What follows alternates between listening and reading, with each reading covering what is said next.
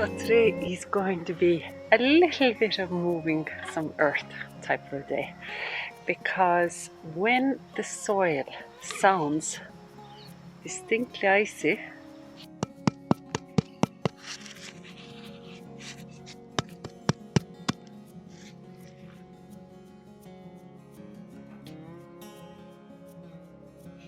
that is a pure sign that winter is here. And there have been still so many jobs that I thought I'll get them done in November. I have plenty of time, and now we're early December. The holiday seasons are starting shortly, and I'm out of time. So there's going to be these kind of a little jobs that I've been putting off and putting off, and one of those jobs, which I decided upon in the summer or end of summer when it was like over 20 degrees outside, was to dig out the soil from this raspberry planter, because I removed the raspberries that had a terrible, I'd say, drainage issues. All my raspberries ended up getting a disease. A couple of them I was able to salvage and I potted them up so that I'd move them into a newer area. But then I decided that once I remove all that soil, because there's still a lot of heavy clay under there, the original soil that we have here, I am going to turn that into asparagus bed, which I do want to have ready for spring, or at least the main prep of it done for it, because there is going to be so many jobs for springtime again. And another thing, I do want to put down the plastic sheet mulch for a newer area on the field just off the kitchen garden here, because I do want to develop or extend the kitchen garden onto that side as well. And I need to do that before the hard frosts start to come in, because that is how it's going to be the most successful. So I would have that planting area again properly ready and planned, and we don't have to cut the grass on it for a spring or early summer to come. On this side of kitchen garden, I do want to get the chamomile out of here. So this is the annual chamomile that happily seeded itself amongst the beetroot, and I just dug it out of the beetroot bed just a couple of weeks ago. But I've still have it abandoned on top of a plastic on another bed, as I left it that day. So I do want to create like a quick no dig bed on the field side for it as well. And why I say no dig bed is because at the moment there's grass on it, so I'll have cardboard. I'll get a bit of the soil that came out of the mash-up pots, the occa pots that's in the greenhouse, also still on the ground, because that's just how we roll, don't we? And then obviously I still have all the soil coming out of the raspberry bed as well, and that probably could be spread out to that particular area of the field as well. At least I get another area a bit tidier just before the real hard frosts keep coming in, and you'll have less of a chance again to maybe garden. And the holiday seasons are starting, so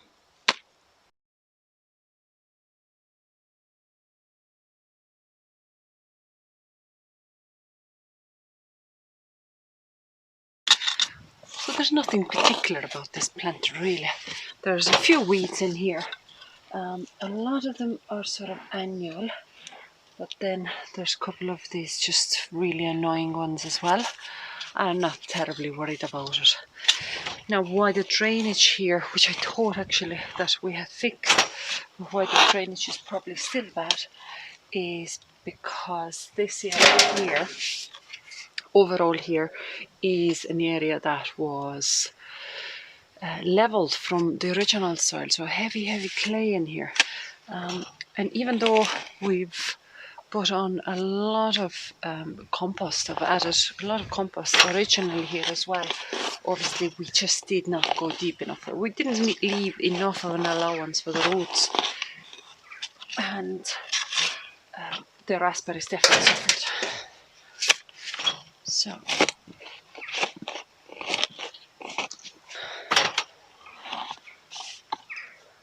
yeah.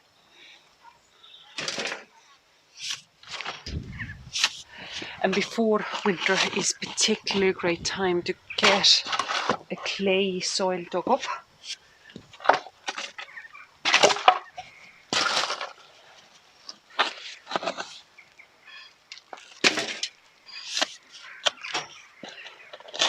because the natural winter's thawing, freezing and thawing process actually breaks down the clay really well. So you just don't have to do anything about that soil. It will become quite nice and crumbly by spring then.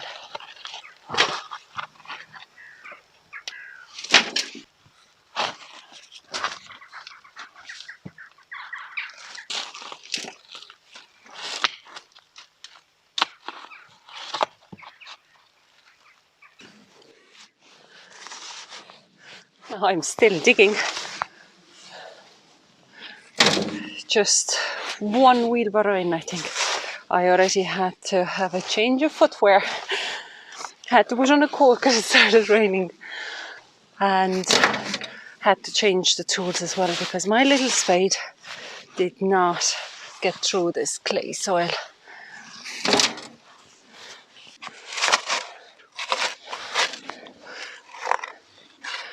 And I'm now not surprised at all why the raspberries were doing so poorly in here, or they didn't get going, and then obviously they succumbed to the diseases, is because there is so much clay in here. And also it just stinks, so there really was no drainage. The clay must have been so compacted. So it just smells really putrid and rotten, especially in that up top corner.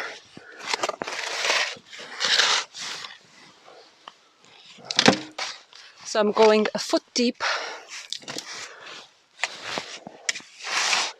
and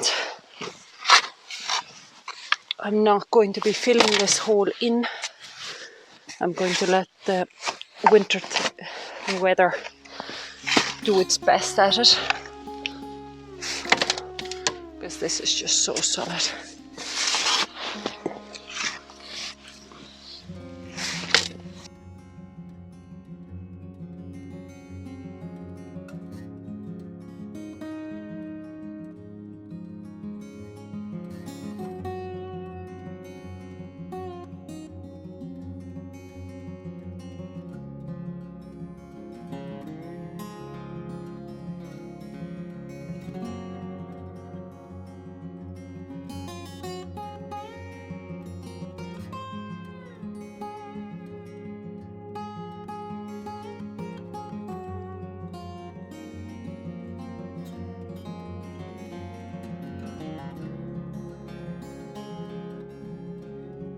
And before I even started to bring the soil out here by the wheelbarrow load, I did a little dance around the area because I was trying to remind myself where exactly were our footpaths, or how do we naturally walk around this space, because obviously this is all established area such for ourselves. We're so used to walking in a certain way through a certain area. So I wanted to make sure that when I'm coming with a heavy load of soil, that I don't put it in an area that we usually actually tend to walk through. But honestly, there was no need for it, because the moment I had the wheelbarrow, I was going exactly that line where I had made that little footpath into. So it's just in you, it's the muscle memory, isn't it? So I'm going to go and get the roll of plastic now and get that covered up as well.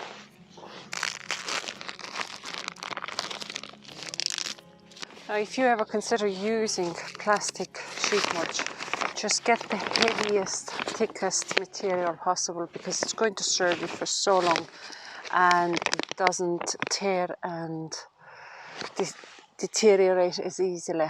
And you definitely need something that where the light does not shine through at all.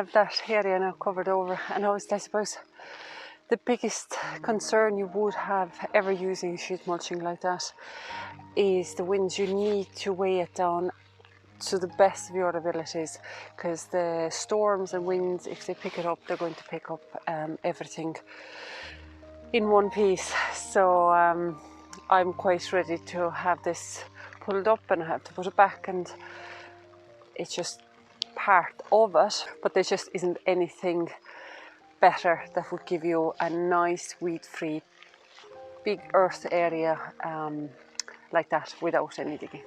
But anyway, it's raining now again, so look, I have to finish for today.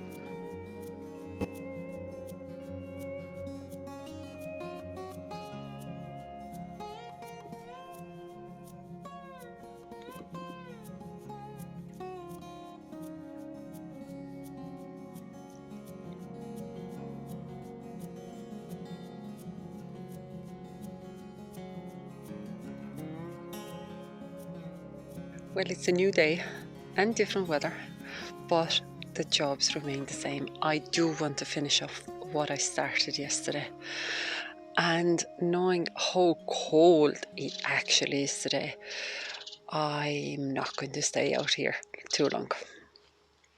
So this is the chamomile I want to move, and I've left it in nice clumps when I was digging them up, so there's obviously soil with the roots already as well, and I'm just going to build a very quick no dip bed for them now.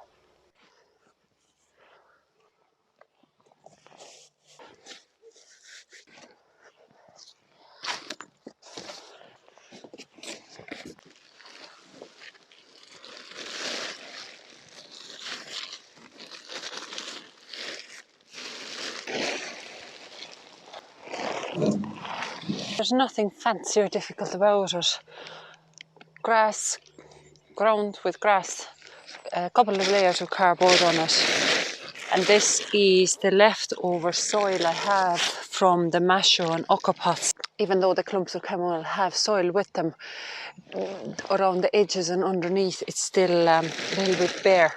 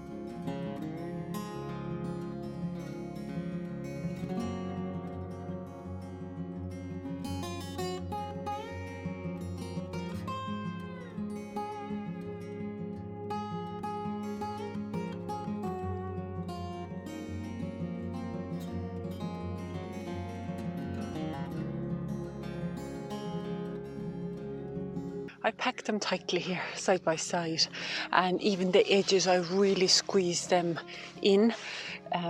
Nearly made like a bit of like a patty cake, but just to make sure that it's not going to fall apart straight away with the first heavy rain or something. So they're going to knit together quite well. I may look like at the most random place to put the flowers, but because they are annuals, they flower in the middle of summer, then the main plant itself dies down, and then the seedlings pop up literally at the end of summer, early autumn. And if I do that movement now, they'll have the least of root disturbance, and they'll still have a really good growth next summer. As if I leave it for spring, I'm going to upset them a little bit. So they're probably not going to grow as strong, but also because I do have a plan for here. This area is not going to stay green and grassy the way it is at the moment.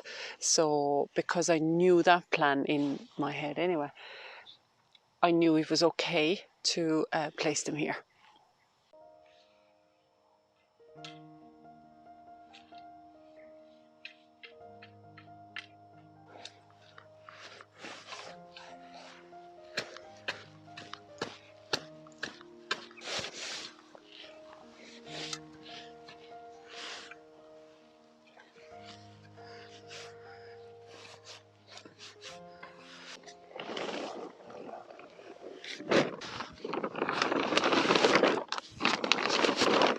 Now I have an offcut of an older plastic sheet that just seems to do probably the two of the beds perfectly.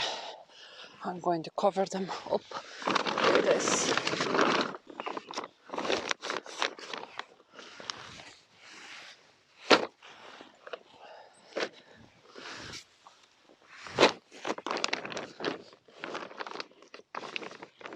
Now I have a tiny bit of chamomile in this end, so I'm going to leave this to poke out. Is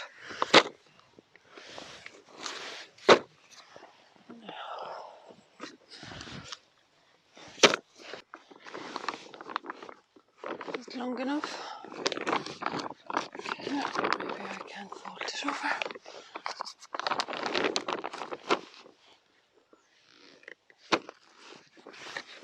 Well, raspberries, you'll mind this corner.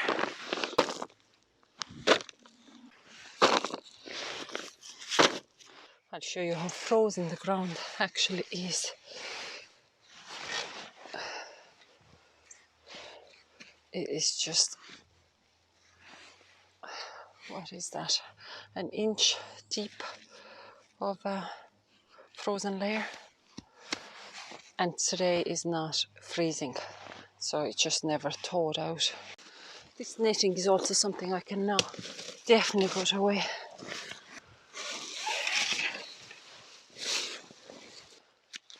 And the frost is starting to really damage all this foliage now, so I'm going to cut them back as well, and it's going to leave the bed much tidier, less places for the slugs to hide. And if the blackbirds are passing this planter, they can have a little look around.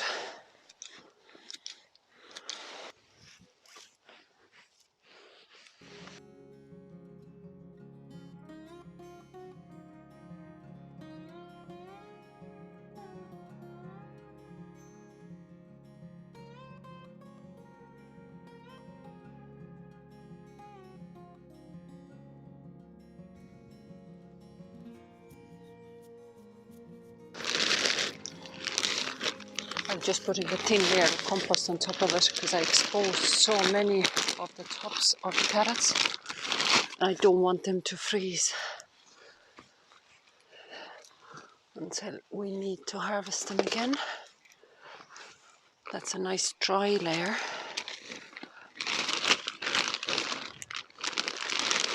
Just so that it will create a little buffer on top of the surface and keep out the hardest of the frosts.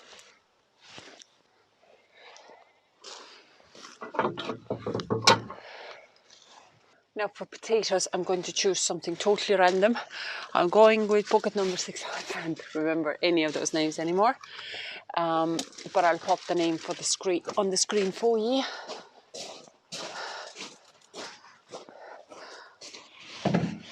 But number 6 is going to be our dinner.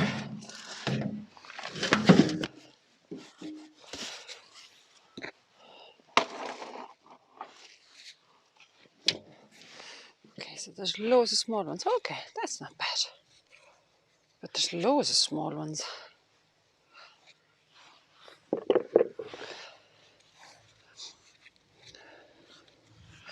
Last year, the Cara variety was just a delight to harvest because they were really nice big sized tubers.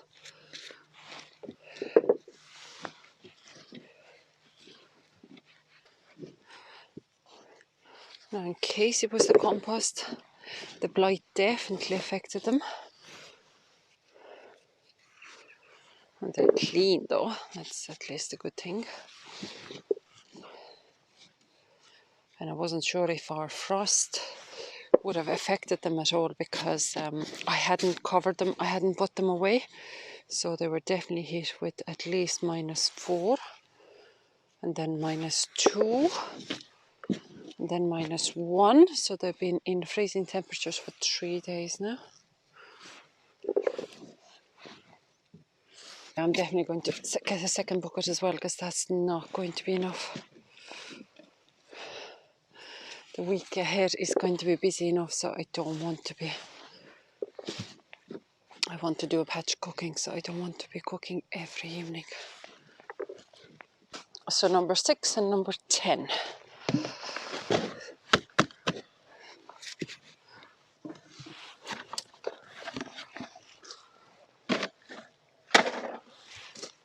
Ooh, oh, they're nice. Okay, okay. We won't go hungry. I think this is the very first of a decent sized potato so far out of all the harvests I've done.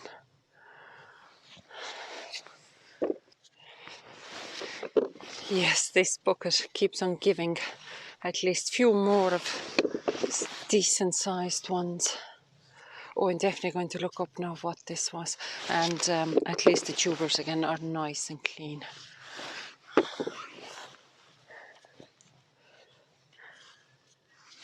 And all of them are actually concentrated. Really nice in the middle as well. So that's number 10, that's number 6. So number 10 visually straight away is a more of a solid winner. You good boy. That's a good boy. Oh, covered with soil. Oh, covered with soil. So this is number 6 and that's number 10. So 10 definitely has a nicer harvest in it. And I'm going to pop on the screen what the weight was, what I planted, and then what we harvested, and what the varieties were as well. I know what variety you are. I definitely know that. But yeah, that looks good. Very disappointed. Whatever you were disappointing looking.